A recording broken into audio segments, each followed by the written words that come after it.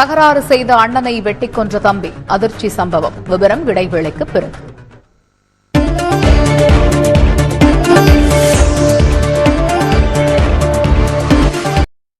தனக்கு முன் திருமணம் செய்து கொண்டதை தட்டி கேட்ட அண்ணனை தம்பி அரிவாளால் வெட்டி கொன்ற சம்பவம் அதிர்ச்சியை ஏற்படுத்தியுள்ளது. தருமபுரி மாவட்டம் சாவடியூர் கிராமத்தைச் சேர்ந்தவர் மோகன். கூலி தொழிலாளியான இவர் திருமணமாகாத மன உளைச்சலில் இருந்ததாக கூறப்படுகிறது. இந்நிலையில் திருமணமாகி குழந்தைகள் உள்ள தன் உடன்பிறந்த தம்பி ரகுவுடன் சேர்ந்து சம்பவத்தன்று மோகன் மது அருந்தி இருக்கிறார். அப்போது தனக்கு திருமணம் செய்து வைக்குமாறு கூறி மோகன் மது போதையில் தகராறு செய்த நிலையில் ஒரு கட்டத்தில் தகராறு மூச்சு இருக்கிறது.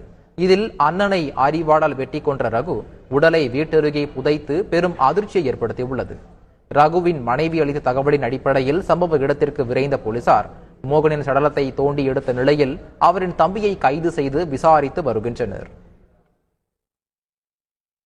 கோமா நிலையில்